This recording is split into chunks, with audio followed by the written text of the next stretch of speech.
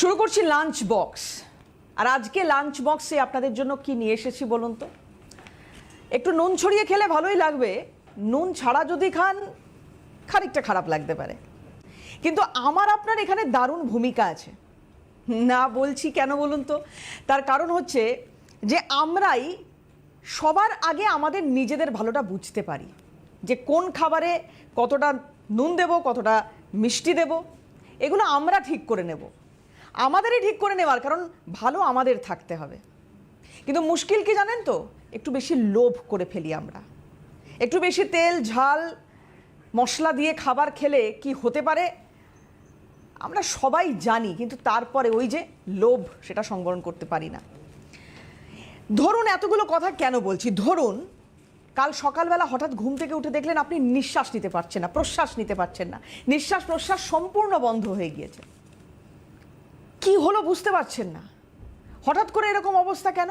কারণ ওই যে বললাম আমরাই দায়ী, আমরা একটু বেশি লোভ করে ফেলেছি। কেন বলছি এই কথাগুলো? তার কারণ আমরা যেখান থেকে অক্সিজেনটা নেব, অর্থাৎ আমাদের পরিবেশ, আমাদের চারপাশটা, সেটাকে সব থেকে বেশি বিষাক্ত আমরা করেছি।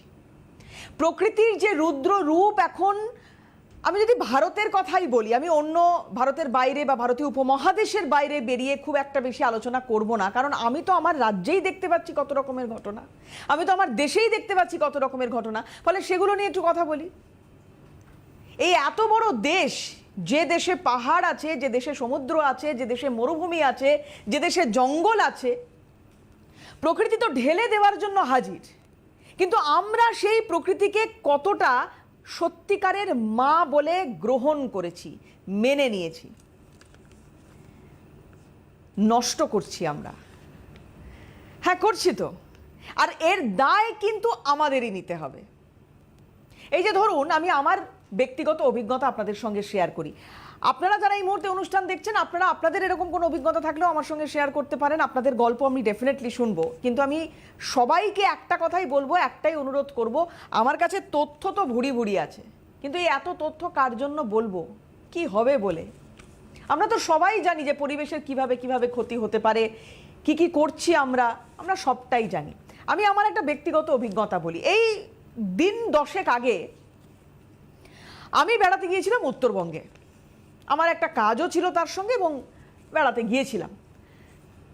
বিশ্বাস করবেন না আপনারা, আমি কালিম্পংয়ে ছিলাম এবং সারা রাত আমাকে মাথার কাছে একটা টেবিল ফ্যান নিয়ে শুতে হয়েছে। কালিম্পংয়ে দিন 10 আগেকার কথা বলছি।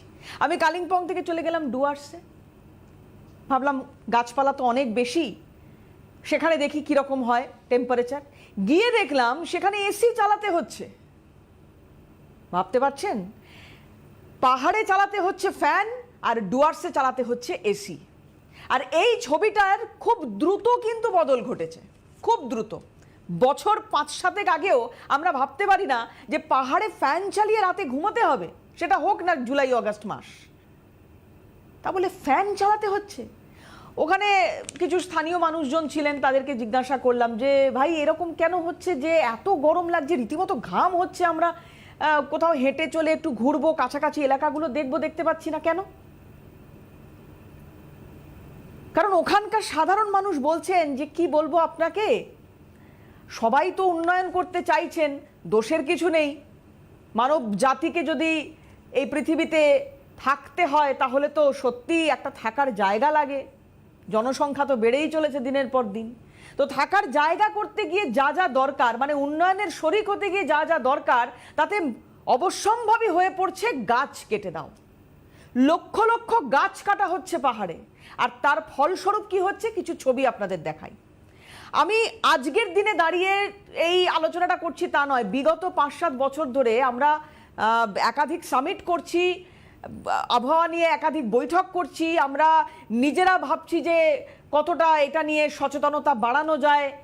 সাধারণ মানুষ থেকে শুরু করে যারা সরকারে থাকছেন, যারা ক্ষমতায় থাকছেন, তারা বিভিন্ন রকমের চেষ্টা চরিত্র করছেন, কিন্তু তারপরেও দেখুন উত্তরাখণ্ডের দুদিন আগের ছবি আপনাদের দেখাই। উত্তরাখণ্ডে একটা গোটা ব্রিজ জলের সঙ্গে জলের তোড়ে ভেসে চলে গেল। এই যে ভয়াবহ ছবি, এখানে দাঁড়িয়ে যে যারা ছবিটা তুলছেন তাদেরও একটা রিস্ক, কিন্তু যাই হোক সাংবাদিক যারা রয়েছেন তারা বিভিন্ন জায়গায় যাচ্ছেন, বা অনেক সময় এরকমও দেখছি আমরা যে পর্যটকরা তারাও তো বিভিন্ন সময় গিয়ে বিভিন্ন রকমের সমস্যার মধ্যে পড়ছেন। প্রকৃতির যে রুদ্র রূপগুলো এখানে দেখছি আমরা, যে ভয়াবহ রূপগুলো দেখছি আমরা, এই কিছু বছর আগে আপনাদের মনে থাকবে যোশীমঠ, সেই ভূমিকম্পের ছবি, যোশীমঠে প্রত্যেকটা বাড়িতে কিভাবে ফাটল ধরেছিল। কেদার মন্দির, সেখানে ওই সাংঘাতিক মেঘ ভাঙা বৃষ্টি, ক্লাউড বার্স্ট, সেই ক্লাউড বার্স্টে পুরো কেদার অঞ্চলটা, কেদারনাথ মন্দির সংলগ্ন অঞ্চলটা একেবারে ধুয়ে মুছে সাফ হয়ে গেল। শুধুমাত্র কেদার মন্দিরটা বেঁচে ছিল সেই সময়, একটা বৃহৎ প্রস্তরখণ্ড সেই মন্দিরকে রক্ষা করে, না হলে সেই মন্দিরও আজকে জলের তলায় তার সলিল সমাধি হয়ে যাওয়ার কথা। এই যে ছবিগুলো দেখছি আমরা, এই যে রুদ্র রূপগুলো দেখছি আমরা, কি কারণে হচ্ছে? গ্লোবাল ওয়ার্মিং করে খুব মাতামাতি করছি, লাফালাফি করছি, কিন্তু বলুন তো আপনি জলটা খেয়ে জলের বোতলটা টুক করে রাস্তার পাশে ফেলেন কিনা? আমি আপনাকে বলছি না, আমি আমার কথাও বলছি, সচেতন আমারও হওয়া উচিত। আমার যা কাজ, আমার পরবর্তী প্রজন্ম সেই দায়ভারটা বহন করে নিয়ে যাবে যদি আজকে আমি সচেতন না হই। আমি গাছের পর গাছ কাটছি, বনাঞ্চলের পর বনাঞ্চল কাটছি, আমি একটা প্লাস্টিক কিছু খাবার খেয়ে ওই পাহাড়ের বুকেই তো ফেলে দিচ্ছি। আমি বেড়াতে যাচ্ছি, বেড়াতে গিয়ে এই পাহাড়ের বুকেই তো সেই বর্জ্য আবর্জনা এগুলো ফেলছি। পাহাড় তো ফিরিয়ে দেবেই, প্রকৃতি তো ফিরিয়ে দেবেই, আর যখন প্রকৃতি ফিরিয়ে দিচ্ছে তখন আমি আপনি কি করছি, কি বলছি? সবটাই নাকি সরকারের দোষ। আমি আপনি কি করছি সেটা দেখছি না, সব ক্ষেত্রেই খালি সরকারের দোষ। কেন মশাই? আমি ছেড়ে দিলাম পাহাড়ের কথা, আমি শহর কলকাতার কথা বলি। আমার এই বাংলার রাজধানী কলকাতা শহর ফি বছর বৃষ্টিতে তার একাধিক এলাকা জলের তলায় থাকে। কেন থাকে? হ্যাঁ, এটা ঠিক যে কলকাতা শহরের ভৌগোলিক অবস্থান ওই কড়াইয়ের মতো, এটা আমরা বহুবার দেখেছি যে এই যে কড়াইয়ের মতো থাকা অবস্থাতে জলটা বেরোচ্ছে না, জলটা জমছে। এই ছবিটা দেখাচ্ছি দেখুন, এটা গতকালকের ছবি, দমদমের এই ছবি। এটা ফি বছর এই একই ছবি ধরা পড়ে। পাতিপুকুর যে আন্ডারপাস, প্রত্যেক বছর এই ছবি ধরা পড়ে। কিন্তু আমি বলছি শুধরানোর জায়গাটা, ধরুন প্লাস্টিককে তো বর্জন করা হচ্ছে, বারবার বলা হচ্ছে, একাধিকবার বলা হয়েছে যে প্লাস্টিককে বর্জন করতে হবে। যেগুলো ভাসছে জলের ওপরে দেখুন তো, এগুলো কি? একটু ভালো করে নজর করে দেখুন কি ভাসছে জলের ওপরে। কি ভাসছে? ভাসছে বোতল, ভাসছে প্লাস্টিক। এই বোতল, এই প্লাস্টিক যেগুলো নর্দমার মুখকে জ্যাম করে দিচ্ছে, আটকে দিচ্ছে, জল বেরোতে পারছে না। নিকাশি ব্যবস্থা, সেটাকে আমি যদি চেঞ্জ করতেও যাই, যদি তাতে আমূল পরিবর্তনও করতে যাই, তাহলে তার সবার আগে দরকার নদীগুলোর নাব্যতা ফিরিয়ে আনা। আমি শুধুমাত্র শহর কলকাতা বা তার উপকণ্ঠে নদীর কথা বলছি না, আমি গোটা বিশ্ব জুড়ে এই সমস্যার কথা বলছি। তবে হ্যাঁ, এই মুহূর্তে ইউরোপের বেশ কিছু দেশ বা ধরুন আরও অনেক যারা উন্নয়নশীল দেশ বা উন্নত দেশ, তারা যেটা করছে যে তারা ড্যাম দেওয়াটা সম্পূর্ণরূপে বন্ধ করে দিচ্ছে, ফলে নদীর গতিপথ নির্দিষ্ট থাকছে। আলাদাভাবে যে কারণে এই যে জলবিদ্যুৎ প্রকল্প তৈরির যে কারণ বা তৈরির যে প্রয়োজনীয়তা, সাধারণ মানুষের আবারও সেই উন্নয়নের কথাই আসছে, সেই কারণে প্রয়োজন হচ্ছে। ফলে বিদেশের যে কালচারটা, এটা আশা করি ভারত খুব তাড়াতাড়ি রপ্ত করতে পারবে। সেটা হচ্ছে যে বেশিরভাগ নদীর ওপর, বিশেষ করে আমি ইউরোপের কথা বলবো, বেশিরভাগ নদীর ওপর তারা আর নতুন করে কোনো বাঁধ দিচ্ছে না। তারা কি করছে? তারা নদীটাকে স্বাভাবিক গতিতে বইতে দিচ্ছে। ওই যে মূল নদী, সেই মূল নদী থেকে তারা একটা শাখা নদী কৃত্রিম উপায়ে ম্যানুয়ালি বার করছে, এবং সেই ম্যানুয়ালি তৈরি করা যে নদীটা বা ওই শাখা নদীটা যেটা বার করছে, সেই শাখা নদীর ওপরে আলাদাভাবে ড্যাম দিচ্ছে। ফলে কি হচ্ছে, মূল নদীর গতিপথ সেটা কোনোভাবেই নিয়ন্ত্রণ হচ্ছে না, ফলে বাস্তুতন্ত্র সঠিক থাকছে এবং নদীর নাব্যতা নিয়ে কোনো সমস্যা হচ্ছে না। আমার দেশও ভাববে আশা করি। কিন্তু আমি আবার বলবো, সবার আগে দরকার চকলেট খেয়ে প্লাস্টিকটা না ফেলা, সবার আগে দরকার জল খেয়ে বোতলটা না ফেলা, সবার আগে যেগুলো দরকার আমি আপনি যেটা করতে পারি সেগুলো আমরা করছি কি? আপনারা আপনাদের কোনো অভিজ্ঞতা যদি থাকে আমাদের ফোন করতে পারেন, অবশ্যই যে নাম্বার টেলিভিশন স্ক্রিনে এই মুহূর্তে যাচ্ছে সেখান থেকে কথা বলতে পারেন। কিন্তু দেখুন, যারা ঘুরতে ভালোবাসেন, কেউ যদি এই মুহূর্তে এই অনুষ্ঠান দেখেন, আপনারা তো চাইবেন যে জায়গায় আপনি গেছেন সেই জায়গায় আপনি আবার যান, বা আপনি কাউকে সাজেস্ট করুন যে হ্যাঁ ওইখানে ঘুরে এলাম, ভীষণ সুন্দর জায়গা, এত সুন্দর নৈসর্গিক শোভা। কিন্তু সেই নৈসর্গিক শোভা যদি আমার আপনার ঘুরতে যাওয়ার কারণেই নষ্ট হয়, তাহলে আপনি কাকে দোষ দেবেন? কই সেই মানুষটাই যখন কোনো পার্শ্ববর্তী রাজ্যে বা অন্য কোনো দেশে যাচ্ছে, তখন তো আপনি সেই রাজ্যের বা সেই দেশের সমস্ত নিয়ম কানুন পালন করছেন। আমিও তাই। আমি আপনাকে একা দোষ দিচ্ছি না, আমি আমার কথাও বলছি। আমি আবারও এই একটা অভিজ্ঞতা আপনার সঙ্গে শেয়ার করব।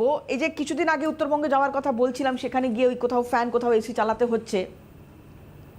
ডুয়ার্সে গেছিলাম, ডুয়ার্স থেকে খুব বেশি দূরত্ব নয়, তোরসা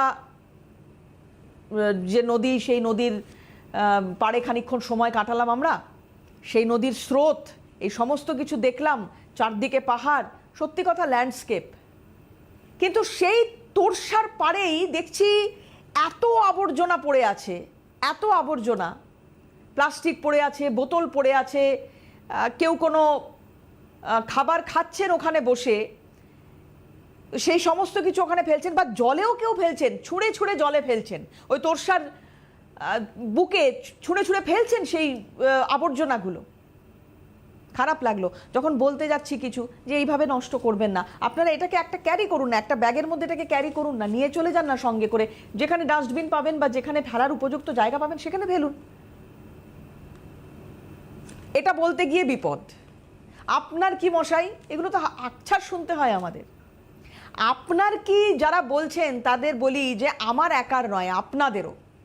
এই পৃথিবীটাকে যদি বাসযোগ্য অন্তত আমাদের পরবর্তী জেনারেশন বা তার পরবর্তী জেনারেশনের জন্য করে যেতে হয় বা রাখতে হয় বা মেনটেন করতে হয়, তাহলে কিন্তু আমাদের এই যেভাবে আমরা পৃথিবীটাকে নোংরা করছি, এটা করলে চলবে না।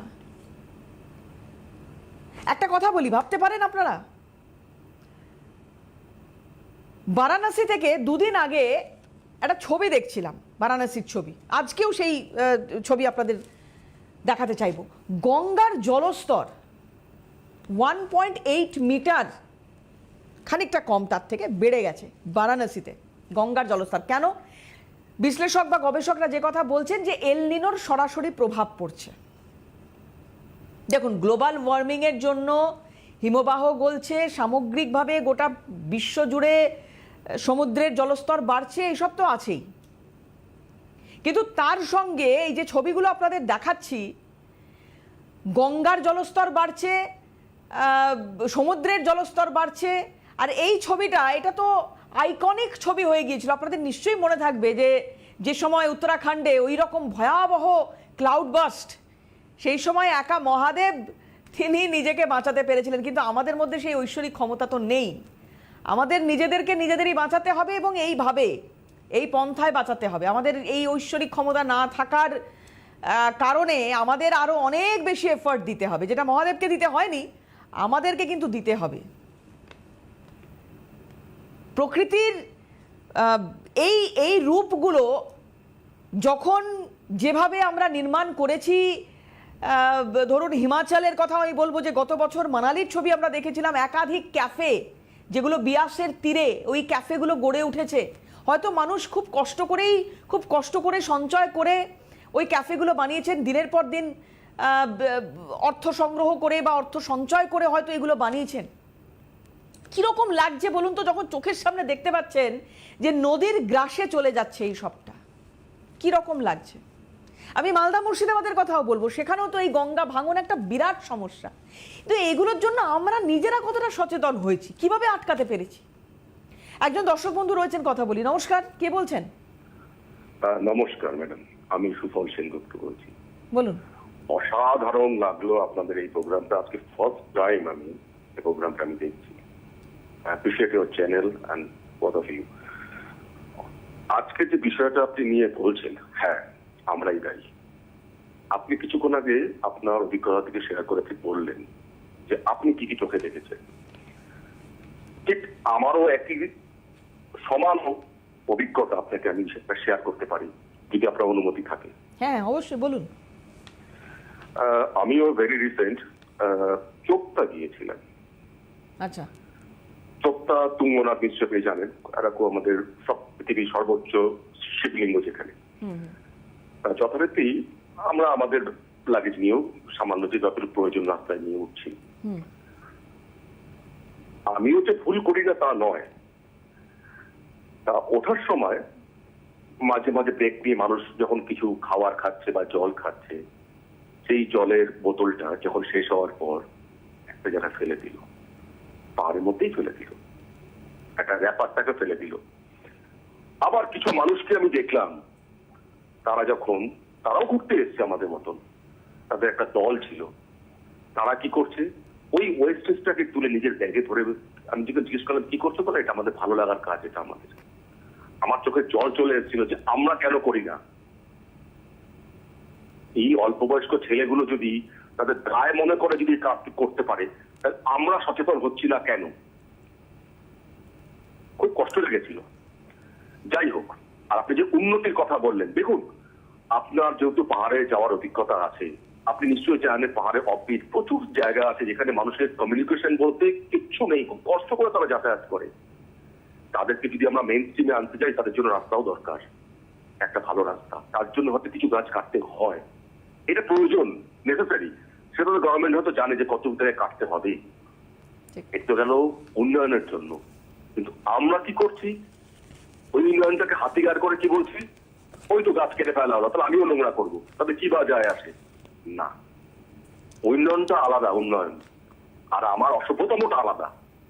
আমরা যদি প্রত্যেক মানুষ যদি সচেতন না হই, আর আগামী দিনে আর আমরা মনে হয় না কোথাও ঘুরতে যেতে পারবো।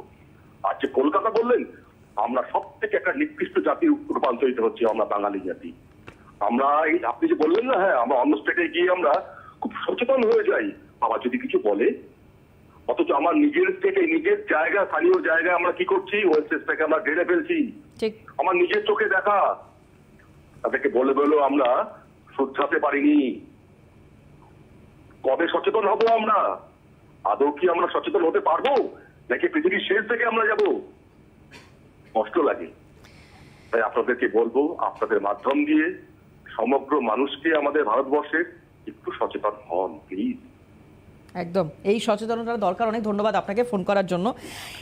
একটা মন খারাপ করা খবর একটু দিয়ে রাখি আপনাদের, কিছু করার নেই জানি, সেই আমরাই হয়তো এমন কিছু করেছি যার জন্য এই ঘটনার ফেসও করতে হচ্ছে, আমাদের দেখতেও হবে। শিলিগুড়ি সিকিম সড়ক যোগাযোগের যে লাইফ লাইন আমরা জানি, 10 নম্বর জাতীয় সড়ক, এই 10 নম্বর জাতীয় সড়ক এই মুহূর্তে ক্ষতিগ্রস্ত হয়ে আছে এমনভাবে যে এটা কোনো দিন আর সারানো যাবে কিনা এটা নিয়ে বিপর্যয় মোকাবিলা দপ্তর তারা যথেষ্ট চিন্তিত। এনডিআরএফ চিন্তিত, রাজ্য এবং কেন্দ্রের সরকার। যেটা এখানে সমস্যা হচ্ছে যে এখানে রাস্তা বানানোর কাজ চলছে বা চেষ্টা করা হচ্ছে, কিন্তু লাগাতার এই শিলিগুড়ি সিকিম যে সড়ক যোগাযোগের লাইফ লাইন, যেটার কথা আমি বলছি বারবার, এই 10 নম্বর জাতীয় সড়ক, এই জাতীয় সড়কের সামনে পাহাড়টা, একটা পাহাড় আরেকটা পাহাড়ের দিকে হাঁ করে তাকিয়ে থাকলে ঠিক যেমন ছবিতে দেখতে লাগবে, একটু কল্পনা করুন, ঠিক সেইভাবে একটা পাহাড় আরেকটা পাহাড়ের দিকে হাঁ করে তাকিয়ে আছে। ওই যে একটা বিপদসংকুল অবস্থা, ওই অবস্থায় সাধারণ মানুষ তো ছেড়েই দিন, বিপর্যয় মোকাবিলার টিমের যারা সদস্য থাকেন বা আর্মির কথা আমি বলবো, তাদের পক্ষে ওখানে পৌঁছে ওই রাস্তাটা মেরামত করা ভীষণভাবে কঠিন, ভীষণভাবে। যে কারণে মনে করা হচ্ছে যে হয়তো এই শিলিগুড়ি সিকিম সড়ক যোগাযোগের ক্ষেত্রে 10 নম্বর জাতীয় সড়ক হয়তো অবলুপ্ত হয়ে যেতে পারে, অন্য কোনো পথে অন্য কোনো ভাবে হয়তো সেক্ষেত্রে পৌঁছাতে হবে সিকিমে। আরেকজন রয়েছেন দর্শক বন্ধু, নমস্কার, কে বলছেন? হ্যাঁ নমস্কার দিদি, আমি কসবা থেকে বলছি, কনরায় চৌধুরী। বলুন। আপনার কথা এবং শিক্ষা, এত কথা বলার ভঙ্গি এত সুন্দর যে লোকে আপনার কথা যদি শোনে ঠিক মতন, এইটা যদি 1% যদি ভেতরে ঢোকাতে পারে তবে নিজেকে ধন্য মনে করব। আমরা 12-13 বছর আগে দীঘা গিয়েছিলাম, তখন আমরা একটা দোকানে গেছি, গিয়ে বললাম আমাকে একটু মাছ দেবে, প্লাস্টিক বাইরে, বলো আমাদের তো প্লাস্টিক বন্ধ হয়ে গেছে। আমি বললাম হ্যাঁ কি বলছেন, একটু চেষ্টা বলো, চেষ্টা বলবেন না, আমাদের এরকম চেষ্টা করা হয় না, আপনি যদি কাগজের ছোঁয়া নিতে পারেন ভালো, নাহলে আপনাকে মাছ দিতে পারবো না। তা এইটা যদি নিজেদের আমাদের গভর্নমেন্ট যদি এগুলো জোর করে না কিছু করে, আমরা কতটা কি করতে পারবো বলুন তো? কিন্তু আমার পক্ষে সম্ভব না। আমাদের বললো ঠিক আছে, দেখুন আমরা অনেক সচেতন, আমরা বাইরে গেলে ওরকম ভাবে করিও না, আমাদের একটা ব্যাগ থাকে তার মধ্যে রাখি, কিন্তু এটা তো গভর্নমেন্টের যে জোর করে তো প্লাস্টিক গুলোকে বন্ধ করতে হবে, এবার যত অসুবিধাই হোক। কাকে বলবো, কি বলবো? এখন তো সেই পরিস্থিতি যদি এখন যদি হয় তো বেঁচে যাবো আমরা, নাহলে তো এই মরার দিকে চলে যাবো, মৃত্যুর দিকে চলবো। ঠিক কথা, অনেক ধন্যবাদ আপনাকে। হ্যাঁ হ্যাঁ, অনেক ধন্যবাদ আপনাকে। আমি দেখুন, আমি আবার বলছি, গভর্নমেন্ট ডেফিনেটলি কাজ করবে, কিন্তু আমি এই যে যিনি ফোন করেছিলেন কসবা থেকে, যদি এনার মতো সচেতন রাজ্য, দেশ, বিশ্বের মানুষ সবাই হতে পারেন, তাহলে খুব একটা অসুবিধা হবে না, কিন্তু আমি অক্সিজেনটা নিতে পারবো। প্রতিদিন সকালবেলা উঠে এই টেনশন করার কোনো মানে নেই সেক্ষেত্রে, যদি আমরা সবাই সচেতন হই। আরেকজন দর্শক বন্ধু রয়েছেন, নমস্কার, কে বলছেন? হ্যালো, আমি ভারতী সরকার রায়গঞ্জ থেকে বলছি। বলুন বলুন। আপনাদের আজকে কি টপিক হচ্ছে লাঞ্চ বক্স? লাঞ্চ বক্স, হ্যাঁ, লাঞ্চ বক্স অনুষ্ঠানটার নাম। আর আজকের টপিক হচ্ছে প্রকৃতির রুদ্ররূপ, এর দায় কি আমাদের নয়? হ্যাঁ, এ তো অবশ্যই। প্রকৃতির এই রুদ্ররূপের দায়, হ্যাঁ, এই প্রকৃতির রুদ্ররূপের জন্য দায়ী আমরা সকলেই। কারণ প্রকৃতিকে সুস্থ রাখার জন্য আমাদের যেটা করা দরকার আমরা কিন্তু সেটা করি না। আমরা যেখানে সেখানে আবর্জনা ফেলে দিই, যেখানে সেখানে মানে প্রকৃতিকে দূষিত করি। কাজেই এইটা ঠিক নয়, এইটা করলে পরে আমাদের প্রকৃতি দূষিত হবে। আমরা যেমন যেখানে সেখানে আবর্জনা ফেলছি, এই করছি, ডাস্টবিন থাকা সত্ত্বেও সেখানে ডাস্টবিনে ফেলছি না, তারপরে গিয়ে খাওয়ার দাওয়ারের এঁটো কাটা সব ফেলে দিচ্ছি, যেখানে সেখানে ফেলে দিচ্ছি। আর তাছাড়া এই গাছপালা কেটে ফেলছি, গাছপালা কেটে ফেলে প্রকৃতিকে দূষিত করে দিচ্ছি। প্রকৃতি যে আমাদের যে আবহাওয়াটা এখন যা পাল্টে যাচ্ছে, মানে গরমের সময় যে প্রচন্ড গরম, শীতের সময় প্রচন্ড শীত, এগুলো হচ্ছে গিয়ে আমাদের এইসব দূষণ মুক্ত করার জন্য, প্রকৃতিকে দূষণ মুক্ত করার জন্য আমাদেরকে সচেতন, প্রত্যেকটা মানুষকে সচেতন থাকা উচিত। একদম, অনেক ধন্যবাদ আপনাকে। দেখুন, ঋতুর পরিবর্তন কিভাবে হচ্ছে, এই যে আমাদের মানে যারা আমরা প্রচুর জামা কাপড় কিনে ফেলছি পুজোর সময়, খুব সেজেগুজে বেরোবো বলে, মাটি করে দিচ্ছে বৃষ্টি। অক্টোবরের শেষের দিকে পুজো যদি হয়, তাতেও দেখা যাচ্ছে যে বৃষ্টির ভুকুটি কিন্তু সেখানেও খুব একটা কমছে না।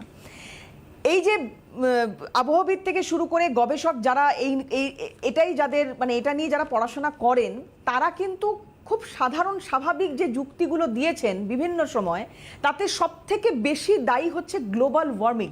এই গ্লোবাল ওয়ার্মিংয়ের সবথেকে বেশি কারণ কিন্তু মানুষের কারণে হচ্ছে। মানুষ দ্বারা এই গ্লোবাল ওয়ার্মিংয়ের সৃষ্টি বা এই গ্লোবাল ওয়ার্মিংয়ের কারণে কিন্তু এত কিছু হচ্ছে। গ্রীষ্মের সময় গ্রীষ্ম খানিকটা পিছিয়ে যাচ্ছে, শীত খানিকটা পিছিয়ে যাচ্ছে, বর্ষা খানিকটা পিছিয়ে যাচ্ছে। এই যে পুরো ঋতু, 6টা ঋতুর যে পুরোটা বদল হয়ে যাচ্ছে, শরৎ হেমন্ত তো বোঝাই যায় না। আজকের দিনে দাঁড়িয়ে আমি আমারও ছোটবেলায় দেখেছি যে শরৎ হেমন্তর খানিকটা ছোঁয়া অন্তত পাওয়া যেত। আজকে এতগুলো বছর পার করে এসে সত্যি কথা বলছি কি, পক্স না হলে বোঝা যায় না যে বসন্ত এসছে। যাই হোক, সেটা হাসির কথা বা মজার কথা, কিন্তু সেটা নয়। শরৎ হেমন্ত বসন্ত এগুলো নেই, প্রায় বিলীন হয়ে গেছে। তার দায় আমাদের নিতে হবে, কিছু করার নেই। আমরা করেছি ক্ষতি প্রকৃতির, তাই দায় আমাদের নিতে হবে। এখনো সময় আছে, শুধরে যাওয়ার যদি আমরা একটু চেষ্টা করি তাহলে মা বাঁচবে, মা বাঁচলে সন্তানরাও বাঁচবে। আজকে লাঞ্চ বক্স এখানেই শেষ করবো। অন্যান্য সমস্ত কিছুর জন্য আপনার চোখ থাকুক CTVN-এ।